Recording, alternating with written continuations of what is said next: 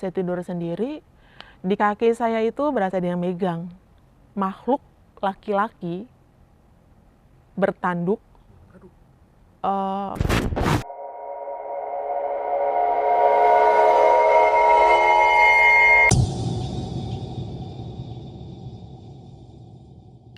Apa kabar? Kita ketemu lagi seperti biasa di Kimata. Kita mau cerita.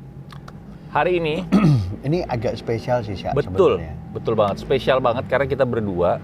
Sebenarnya kan biasanya ada tamu ya. Biasanya ada tamu. cerita atau dia cerita, gua yang cerita atau gimana lah. Tapi kali ini kita kedatangan tamu. Ada tamunya? Ada. Hadir. Hadir. Gitu. Orangnya ada nih. Orangnya ada. Ya. Bercerita. Oh, nanti dia cerita. Dia akan bercerita Oke. tentang masalah politik di Indonesia. Bukan dong, Pak. Oh, bukan. Ini Oke. channel horor. Ya. Kita akan dengar cerita horor Ya. pastinya. Jadi sore Ombre Mas Bre semuanya, spesial kali ini sebenarnya ada satu Temen penonton kita lah, penonton kita lah ya. Mm-mm. Penonton kita itu pengen cerita waktu itu. Terus nge-DM. Habis gitu bilang bahwasanya dia pengen cerita, cuman boleh nggak kalau dia benar-benar tidak, dia bukan tidak mau, tapi dia tidak bisa ditayangkan. Bukan, dia tidak bisa tidak bisa- tampil. dia tidak jadi bisa tampil. Nggak bisa ngasih lihat wajahnya, nggak bisa walaupun dia duduk di sini ditutupin, kayaknya kok dia masih nggak nyaman. Ya. Makanya posisi duduknya sedikit berbeda dengan kita. Ya. Nanti kita akan sama-sama dengerin ceritanya. Namanya Putri. Oh, Putri. Iya, dia setelah DM ngobrol, cerita, sempat ngobrol sama produser kita si Bu Elda, dan abis itu rembukan sama director kita si Radit. Nah, abis itu Putri berkenan hadir, tapi dia tetap bersikeras, saya jangan ditongolin ya, boleh nggak? Ya udah, Nah. nggak apa-apa kalau gitu. Makanya saya udah siapin jinbot di sebelah saya, ini akan menjadi tamengnya. Oh bukan, Lu enggak dong? bukan. Saya kira jinbot. Saya juga takut kalau gitu. Ya Selamat udah. malam, Putri. Selamat malam, Putri. Halo, selamat malam Om. Apa kabar? Alhamdulillah baik. Sehat ya Put ya? Alhamdulillah sehat. Nah, jadi akhirnya kita bisa ketemu ya Put. Dari Putri DM mau cerita karena jujur kita berdua baru dengar Sekilas ceritanya doang. tuh sekilas aja. Tapi, waduh, lebih baik orang yang cerita sendiri deh, Iya, gitu makanya ya. malam ini cerita kamu hadir bersama Putri yang akan sama-sama menceritakan pengalaman pribadinya dia. Ini pengalaman pribadi, Syak. Pengalaman pribadi kan? Iya. Makanya kita dengerin sama-sama ya. Iya. Putri, Yuk, Putri, silakan kalau mau cerita. Oke, jadi sebelumnya ya saya mau terima kasih banyak ya buat tim Kimata udah panggil ya Putri buat datang ke sini. Iya, sama-sama. Jadi memang sebelumnya cerita ini belum pernah di blow up. Jadi the first time banget lah Iya. buat diceritain di tim Kimata gitu loh. Jadi ini ceritanya itu udah lama banget. Dari sekitar, aku sekarang umur 28 tahun. Dan ini kejadian di tahun 2002 awalnya. Dan itu dari dulu memang bisa dibilang Putri bisalah untuk bisa melihat hal makhluk gaib. Ya. Oke. Cuma dari keluarga nggak ada yang tahu Oke. kalau misalnya Putri itu bisa melihat gitu loh. Jadi bisa dibilang satu tekanan juga karena di rumah pun banyak kejadian hal gaib yang nggak bisa untuk Putri ceritakan ke keluarga. Agak sedikit bikin sedih juga ya, karena nggak bisa untuk menyimpan sendiri hal gaib ini kan berat banget. Kalau untuk diri saya sendiri di umur yang bisa dibilang masih belia banget lah pada saat itu. Waktu itu umur berapa? Dari kecil sebetulnya bisa melihat dari makhluk kecil? gaib. Oke. Bahkan dulu saya pun pernah punya teman makhluk gaib. Imaginary friend. Imaginary Ya. friend. Sampai sekarang masih Masih ada atau ngikut? Enggak, itu hilang di umur berapa? hilang di umur 12 tahun. Oh, nggak ada. Nggak ada. Oke. Jadi ya itu nanti saya ceritain Oke. gitu ya.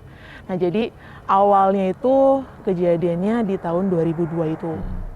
Kejadiannya pada saat masa kecil saya itu pernah melihat di rumah. Jadi sebelumnya saya orang Banyuwangi. Oke. Aslinya Oh, iya. aslinya orang Banyuwangi. Jadi saya itu 4 bersaudara. 4 bersaudara, saya anak bungsu. Jadi di rumah itu bisa dibilang banyak kejadian aneh dari hal mistis itu. Di 2002 saya pernah ada kejadian di rumah, itu saya pernah melihat hal gaib yang dimana di depan rumah saya itu ada segerombolan makhluk. Itu ada yang perempuan yang berdarah di depan rumah, dan di situ ada makhluk yang membawa parang. Itu tujuannya pada saat itu saya belum tahu itu kenapa. Karena itu kejadiannya pada saat saya masih kecil, di umur 6 tahun itu. Dan di umur 6 tahun itu saya melihat banyak makhluk yang di rumah saya itu, cuma saya benar-benar nggak tahu karena masih nggak paham ini apa gitu loh. Karena hanya melihat oh ya ini makhluk ini ada yang berdarah-darah, hanya ada kakinya aja, bahkan ada bola api pada saat itu di rumah. Waduh. Oke. Nah sampai akhirnya saya punya teman imaginary itu namanya Hera. Namanya Hera. Namanya Hera, perempuan. Oke. Dia adanya, dia datang nemenin saya itu hanya ada di waktu maghrib. Justru di waktu maghrib? Di waktu maghrib. Oke. Jadi setelah azan maghrib, jam 18.00, dia pasti datang ke rumah manggil saya buat main. Pada saat itu. Singkat cerita, Hera ini selalu ngasih tahu, Put, rumah kamu itu ada yang ngirim loh, kata dia gitu. Pada saat itu aku masih kecil gitu kan, nggak tahu. Ya? Jadi nggak tahu nih maksudnya ngirim itu apa gitu kan. Sampai akhirnya, oh ya udah biarin aja, mungkin mau main gitu kan. Sampai akhirnya saya umur 9 tahun mau ke 10 tahun itu ada kejadian aneh. Jadi saya selalu tidur dengan kakak perempuan saya nomor 2. Itu posisi rumahnya nanti saya denahin ya biar lebih jelas. Boleh. Jadi posisinya itu saya selalu tidur dengan kakak perempuan saya nomor 2 ini. Sekitar jam 10 saya sulit tidur, karena biasa saya tidur jam 9 malam, karena yang namanya di kampung pasti udah sunyi banget jam 9 malam itu. Benar. Jam 10 malam saya sulit tidur. Terus sekitar jam 11 itu saya masih bolak-balik ke kamar mandi, nonton TV, tiduran lagi gitu kan. Udah gitu saya ngerasa hawanya itu beda di rumah itu. Jam 11 lewat 15 menit itu ada suara hantuman keras dari atas rumah. Seperti ada benda jatuh. Oh iya, oke. Itu jatuhnya tepat banget di atas atap kamar saya itu. Di situ. Bunyinya keras berarti. Bunyinya keras. Cuma saya ngeliat kakak saya tidurnya lelap, nggak dengar sama sekali suara itu. Terus posisi saya itu jadi tempat tidur itu kamar saya menghadap ke utara. Pintu kamar saya menghadap ke utara. Tempat tidur posisinya ke selatan. Ya. Nah di salah tempat tidur saya itu ada salah sedikit hanya untuk bisa lewat dan bisa ditaruh ini loh apa sih tempat tidur yang single, kasur lipat yang single. Nah saya tidur di situ karena saya ada kebiasaan kalau misalnya saya ngerasain feel yang nggak enak, pasti saya selalu mau tidurnya di bawah, nggak mau di atas tempat tidur. Sampai akhirnya posisi saya itu badan saya membelakangi dipan tempat tidur itu. Muka saya menghadap ke pintu masuk kamar. Dari yang suara itu sampai akhirnya saya ngerasa kaget gitu kan, karena ada suara itu. Saya nengok ke di pintu itu kan ada celah sedikit ya Om ya, untuk melihat ke arah keluar. Dari celah itu ada bayangan hitam lewat. Satu kali pikiran saya yang biasa tidur malam itu pasti papa saya gitu kan. Mikirnya oh mungkin papa masih mau nonton TV, karena kebetulan depan kamar saya itu langsung ruang TV, ruang TV gitu kan. Balik lagi, kedua kali bayangan hitam itu lewat, tapi nggak ada suara langkah kaki. Secara logisnya, kalau orang lewat pasti ada suara langkah kaki, itu nggak ada sama sekali. Terus balik lagi nih, dia mengarah ke ruang TV lagi, si bayangan yang ketiga kalinya lewat ini. Akhirnya saya ngeberaniin diri buka pintu kamar, dan saya ngeliat itu nggak ada. Nggak ada siapa-siapa maksudnya? Keadaan di luar itu terang atau gelap atau remang-remang? Terang. Terang ya? Karena lampu nyala. Ya. Oke. Lampu nyala. Karena bisa dibilang keluarga itu penakut ya. Mhm.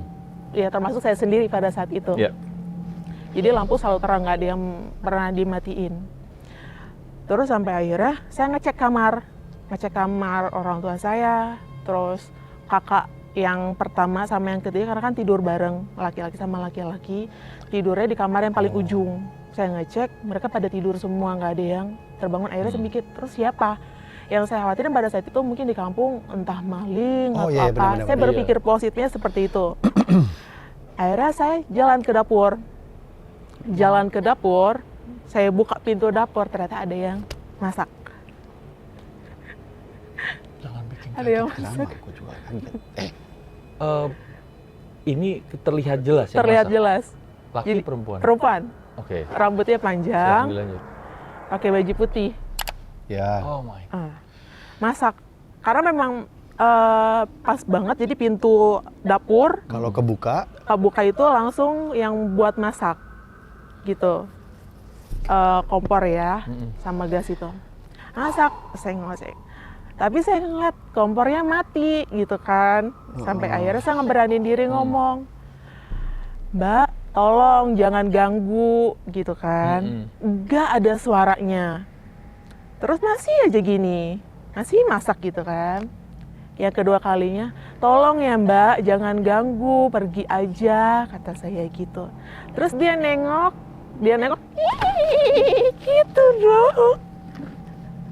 Sekali lagi gue lempar mejanya. Pak, Saya kaget. Ini kasih- Bukan iya, karena lu. Bener-bener dia. oke. Oke, terus? Oke. Nah, terus dia ketawa dan saya benar-benar terpaku diem aja Om. Mau teriak gak bisa. Karena memang kalau digambarkan itu dia mukanya pada saat dia nengok itu dia Iya. nengok sebelah kanan. Jadi Wajah begini sebelah ya, kanan. nengok kayak Ya. gini. Itu dia hancur dan matanya bukan mata yang di posisi kita, tapi dia matanya di pipi. Coplok. Jadi Iya. lepas gitu ya? Iya, matanya di pipi. Nah, setelah itu saya mau teriak susah, mau nangis pun susah. Jadi yang namanya rumah di kampung itu pasti deket-deket sama saudara, Iya, karena kebetulan benar. itu deket banget sama saudara gitu kan.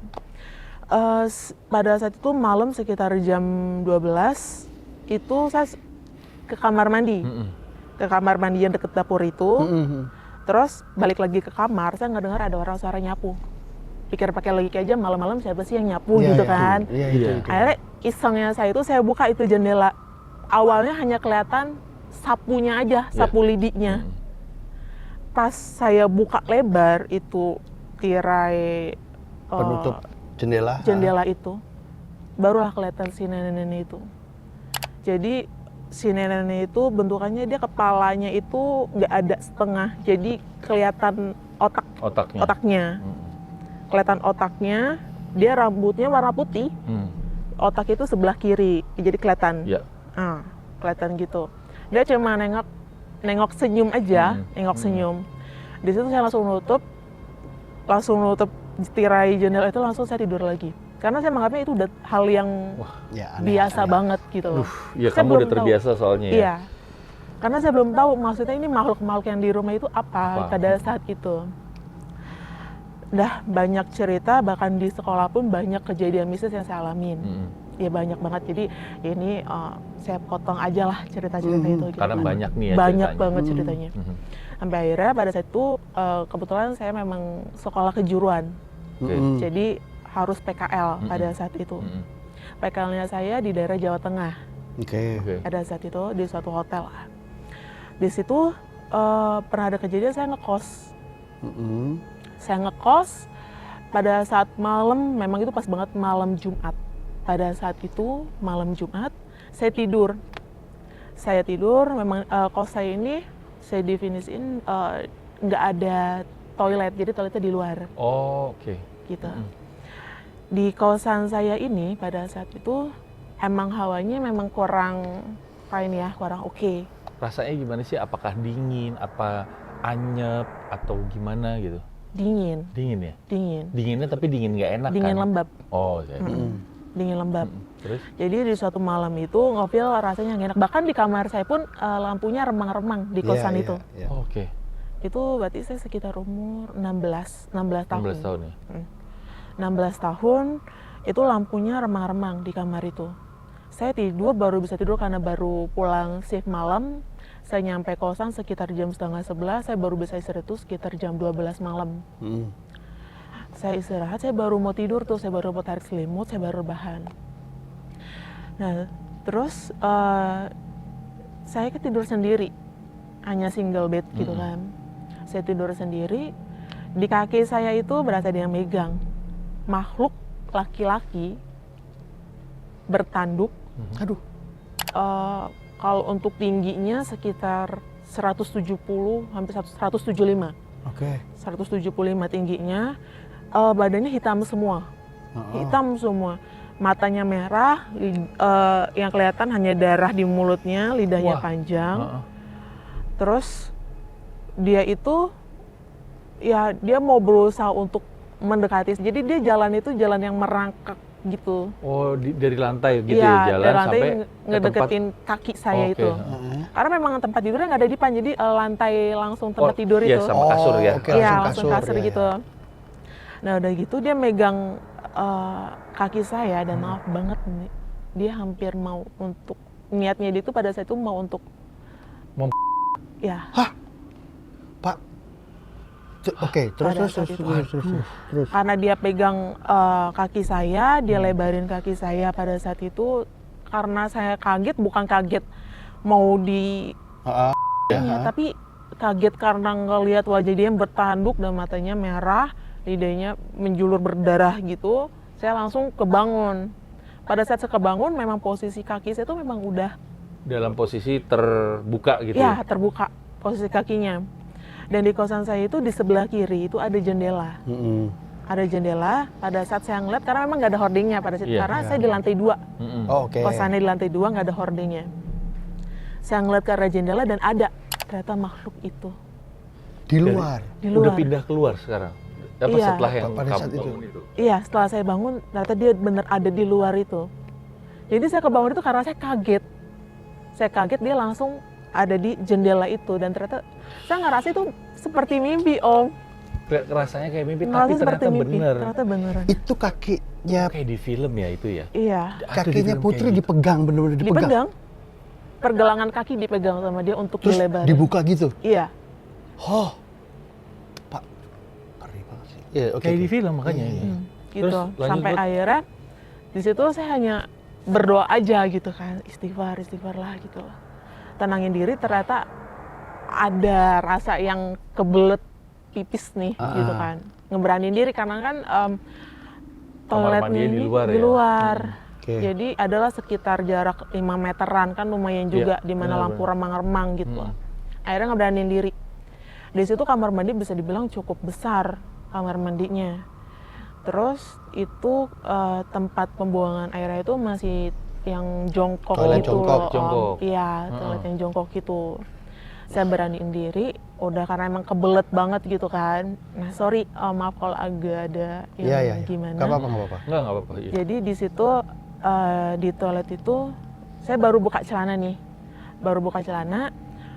udah keluar pipisnya. Tapi saya ngerasa ada rasa bau hanyir. Oh, bau anyir ya? Anyir. Bau kayak bau darah mungkin? Iya, kayak bau darah. Berpikir saya pada saat itu apa dapat dia gitu, karena kan remang gitu loh. Apa dapat ya? Akhirnya saya ngecek nih ke bawah. Pada saat saya ngecek ke bawah dan ternyata ada wajah perempuan lidahnya panjang menjulur.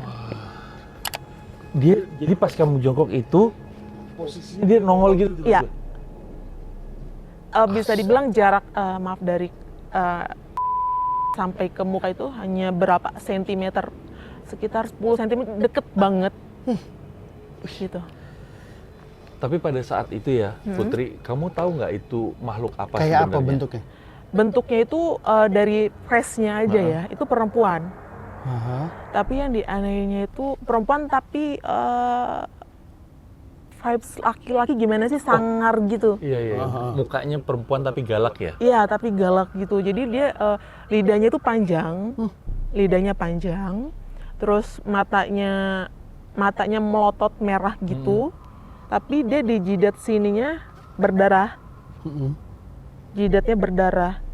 Nah setengah mata sebelah kirinya itu rusak gitu. Itu bisa dibilang iblis apa Ya, setan atau apa? Setan Ya? apa? Lebih ke jin kali ya. Jin kali ya, Oke. tapi memang tampilannya seperti itu. Iya, tampilan Gosong kah? gitu. Enggak, karena saya pada saat itu ngeliat mukanya aja, Om. Mukanya Oh, jelas, iya. mukanya jelas. Oh iya, dia karena bilang. remang-remang. Remang-remang. Ngeliat mukanya aja karena ketakutan, akhirnya saya langsung buru-buru cebur segala macam ini tuh, langsung lari ke kamar. Lari ke kamar, saya mikirnya itu mungkin hantu yang di situ, di kamar mandi itu, karena saya baru pindah Paris itu 1 bulan di situ, Oke. di kosan itu. Nah, singkat cerita lagi, sampai akhirnya saya nggak tahu ini makhluk-makhluk yang kejadian-kejadian di kehidupan saya itu maksudnya apa. Saya berpikirnya pada saat itu mungkin karena saya bisa melihat hal yang gaib, jadi banyak yang kelihatan hal gaib, ternyata enggak.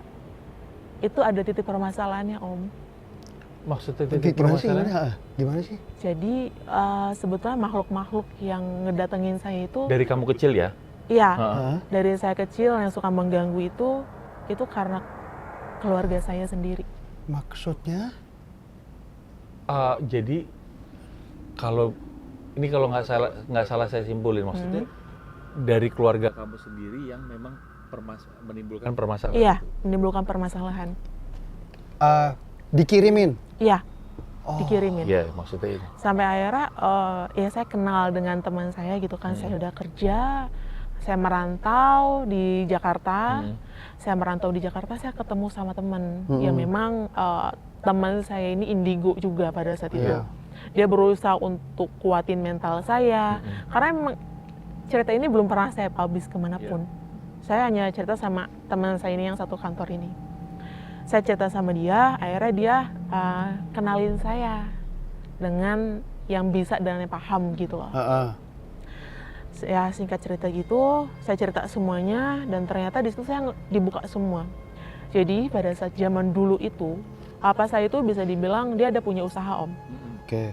Punya usaha di mana ada tempat sembako di kampung dan bisa dibilang itu berjaya banget pada saat zaman dulunya itu. Sukses lah ya. Ya, sukses. Tapi ternyata pernah ada problem dengan tetangga-tetangga lah gitu lah, merasa iri atau segala macam. Bahkan pernah pada saat itu kejadiannya ternyata saya runtun dan saya cari tahu ke keluarga itu di tahun 2013 kejadiannya. Di 2013 papa saya pernah berantem.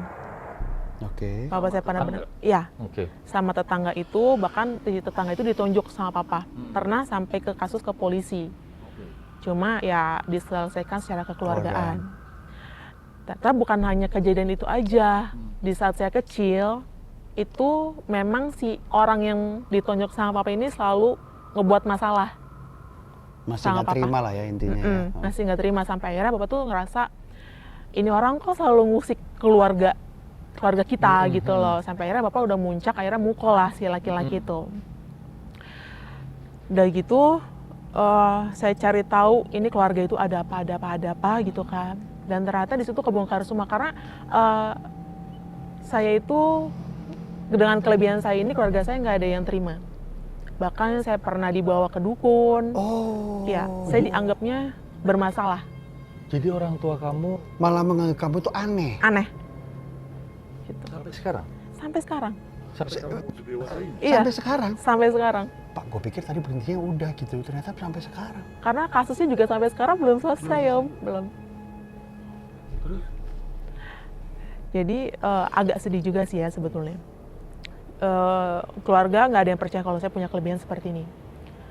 Terus saya cari di luar sebanyak mungkin bukti-buktinya gitu kan, dan saya cari tahu soal keluarga zaman dulu sama kakek sama nenek saya, karena saya nggak pernah berani ke orang tua saya. Saya nggak pernah berani untuk menanyakan hal itu. Saya sampai bawa ke dukun, di ruqyah, dianggapnya ini anak bermasalah. Oh, Dianggapnya seperti itu. sampai dibawa ke dukun. Iya. Sampai dimandiin, sampai dibikinin air, di ruqyah di depan banyak orang, di depan banyak keluarga saya. Jadi di situ rasa saya tuh nggak terima gitu. Cuma nggak ada yang bisa ngedengerin, nggak ada yang bisa terima. Waduh. Gitu. Dan singkat ceritanya lagi, kejadian itu ternyata semua yang kiriman-kiriman itu itu adalah dari tetangga-tetangga itu, tujuannya untuk menghancurkan keluarga kita. Astagfirullahaladzim. Dan itu berefek nggak ke keluarga? Berefek. Dari kakak yang pertama itu kecelakaan. Jadi kejadiannya selalu beruntun, Om. Oke. Kejadiannya selalu beruntun. Setelah saya runtut semua dari yang masa lalu itu, ceritanya beruntun. Kakak yang pertama pada saat mau kerja, baru mau ngelamar kerja di suatu perusahaan besar, BUMN, pada saat itu, udah mau diterima dan harus kerja pada saat itu, ternyata dia pada saat mau berangkat kerja, dia kecelakaan. Dia kecelakaan, akhirnya dia cacat. Dan jadi tidak bisa bekerja? Tidak bisa bekerja, otomatis dia nggak akan bisa kerja di perusahaan besar dengan kondisinya dia seperti itu kan. Di situ saya ada rasa sedih gitu kan, karena saya tahu pada saat itu, cuma saya nggak bisa untuk ngomong gitu loh. Terus kakak yang kedua, yang perempuan, dia nikah sama laki-laki, tapi ternyata laki-lakinya tidak bertanggung jawab. Mau kondo? Enggak dong. Terus? Dan yang ketiga juga dia pengangguran, ya dia mabok lah segala macam, dia nggak mau kerja gitu loh. Jadi inti dari semua kiriman itu dia mau menghancurkan keluarga saya. Dengan bikin permasalahan. Betul. Dan termasuk kiriman-kiriman makhluk yang ke saya itu, Itu juga buat ngancurin kamu gitu? Iya.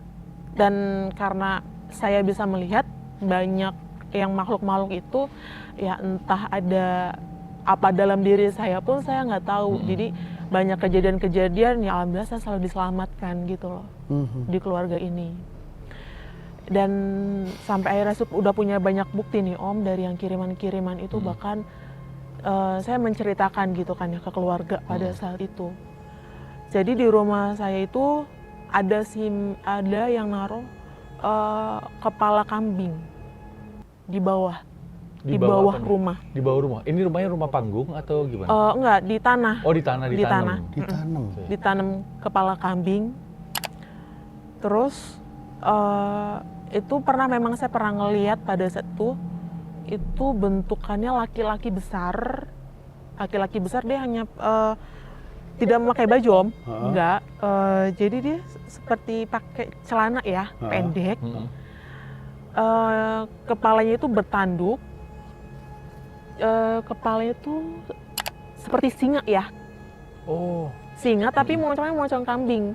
Oke, ya. Bertanduk ya? Bertanduk. Oh ya kan, kambing bertanduk, ya. Gitu.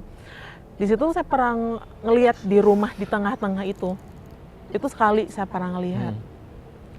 Dan mama saya pernah di lemarinya itu ada rambut perempuan panjang.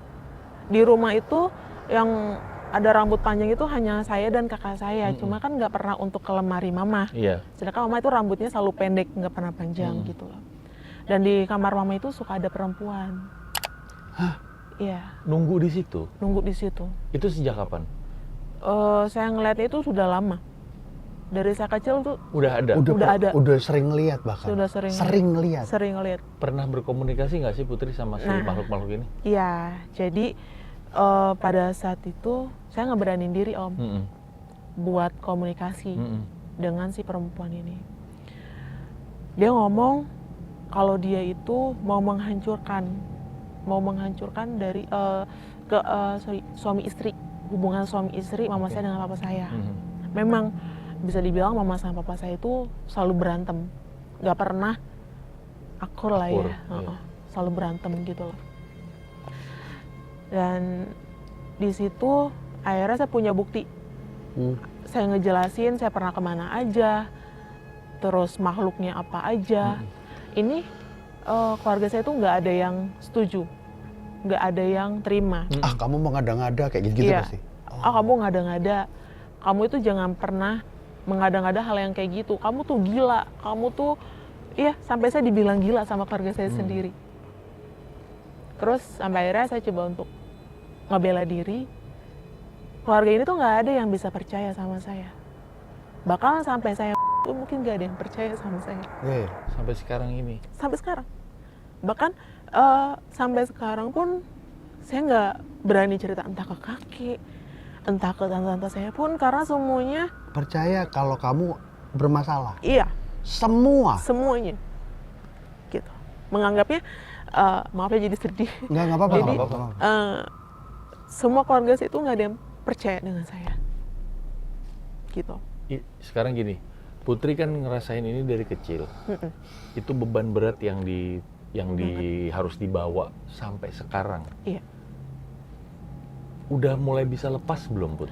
Bebannya. Alhamdulillahnya sekarang sudah mulai lepas karena kembali lagi apa yang kita lakuin, apa yang kita jalani semua beresiko untuk diri kita sendiri. Bahkan orang tua pun nggak akan bisa terima resikonya saya gitu loh dengan keadaan saya seperti ini.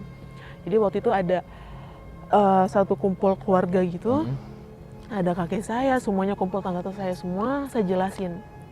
Kalau keluarga ini tuh bermasalah karena kiriman, karena saya udah punya buktinya semua gitu loh. Mama pernah ada kejadian di tanggal ini saya ceritain semuanya di situ, semuanya denial. Beranggapannya kamu tuh gila, kamu tuh bermasalah. Keluarga tuh nggak ada yang percaya sama kamu. Sampai akhirnya di situ mama saya seperti kesurupan. Oh iya. Iya. Marah-marah. Marah-marah. Bahkan mama saya mau nodongin gunting ke saya ke leher. Karena menganggapnya saya tuh gila. Tapi saya tahu kalau mama saya itu dikirim sama si dukun ini untuk menutup. Jadi nggak menutup untuk nggak dapat solusi gitu loh, Om. Jadi Iya, kayak hati, pikiran, telinga itu ditutup Iya, semua. tertutup semua. Wow. Jahat banget sih memang. Itu sebenarnya gini, Put, dengan keadaan itu sampai sekarang ini, sebenarnya Putri udah nemuin solusinya belum sih untuk Iya. supaya selesai? Biar ini beres gitu. Sebetulnya udah ada, cuma nggak bisa apa-apa karena keluarga pun menganggapnya saya gila, Om. Itu Pak. Menganggapnya saya gila. Sampai akhirnya saya pernah coba untuk diskusi gitu kan, di obrolan itu. Kalau mama nggak percaya, kalau keluarga nggak ada yang percaya, saya bisa datengin orang yang bisa. Saya kasih solusinya. Kamu tuh nggak ada sampai saya dilempar kursi plastik, Astagfirullahaladzim. saya dilempar. Terus kalau mama mau aja mah, saya ngomong gitu sama mama saya. Papa saya hanya diem, karena memang semuanya itu menghalangi, bahkan menganggapnya tuh saya benar-benar udah bermasalah banget lah, Om. Terus saya nentang, saya di situ ngomong, Mama kalau Mama nggak percaya sama saya, ya udah, saya lebih baik pergi. Kalau Mama mau hancur silakan hancur, saya nggak mau hancur mah, saya ngomong gitu. Karena udah cukup dengan ketiga kakak saya sudah hancur semua, Mama mau saya hancur juga, gitu. Mama marah sampai akhirnya Mama ngomong, kamu tuh udah gila, kamu tuh udah apa tuh kalau yang udah melenceng itu, kamu itu udah nggak punya norma agama gitu lah. Iya. Terus di situ saya berantem sama Mama sampai akhirnya kalau Mama mau aja mah, sampai saya ngomong gitu. Kalau Mama sama keluarga ini mau aja, saya udah ikhlas kalau emang Mama mau kayak gitu. Karena saya percuma buat ngomong sama keluarga saya juga. Di situ beranggapannya udah gila segala macam sampai akhirnya saya ditampar sama Mama saya sendiri. Ditampar, terus saya udah mau ditodongin gunting ke leher itu, saya udah ngomong, udah mah aja mah, sampai saya ngeberaniin diri aja kamu aja mah, gitu. Ya intinya sih saya punya solusi tapi saya nggak bisa berbuat apa-apa. Sekarang hubungan sama keluarga gimana, Put? Masih alot juga nih? Kalau untuk hal mistis masih alot. Tapi kalau untuk hal yang lainnya sih alhamdulillah sih baik-baik aja. Keadaan kakaknya Putri yang pertama yang cacat itu sekarang masih dengan kondisinya? Masih dengan kondisinya. Kakak Masih yang kedua juga? Masih. Kakak yang ketiga juga? Yang kedua itu sekarang janda sih. Oke. Sekarang janda, cuma kalau ya kondisinya masih berantakan. Sekarang papa pun bisa dibilang punya penyakit ya, udah sakit-sakitan. Satu hal, usahanya gimana, Put? Bangkrut. Astagfirullahaladzim. Sekarang bangkrut? Bangkrut. Di situ itu yang bikin saya sedih. Di situ saya udah ceritain semuanya, ada makhluk apa aja. Karena memang yang paling serem itu di tempat usaha papa saya, Om. Itu udah ganggu banget ya? Ganggu banget. Apa, Put? Ada 3 makhluk. Yang satu nutupin berbadan besar, hitam, Jadi nutup nutup usaha gitu ya, ya? nutup usaha. Sama yang 2 itu dia berbadan gajah. Hah? Berbadan gajah. Berbadan gajah, terus tapi mukanya muka Manusia? manusia, badannya aja badan gajah gitu. Dia bawa trisula, Oke. Oke. Tongkat trisula. tongkat trisula itu. Dia bawa itu ada di ujung tempat usaha bapak saya itu. Itu banget, bahkan pernah dulu ada orang yang suka datang, kok tutup terus katanya gitu. Padahal setiap hari buka. Orang lain lihatnya tertutup. Orang lain ada Oh tutup. my god, Gila, jahat banget sih. banget. Itu asli, itu jahat banget itu. Itu Jahat banget. Putri kan katanya sempat minta bantuan temennya, terus dikenalin sama orang yang bisa nih. Orang yang bisa ini bisa ngebantuin nggak sih sebenarnya? Sebetulnya bisa. Sebenarnya bisa. Sebetulnya bisa. Cuma saya berusaha untuk ngomong gitu kan, gimana solusinya. Ini nggak bisa karena harus datang ke lokasi gitu Dan kan. ketemu dengan keluarga. Ketemu dengan keluarga, ngeberesin rumah, segala macam. Ya coba untuk ngomong, cuma keluarga ngapain, ah lu gila, ngapain. Tapi keluarga saya main ke dukun juga, Om.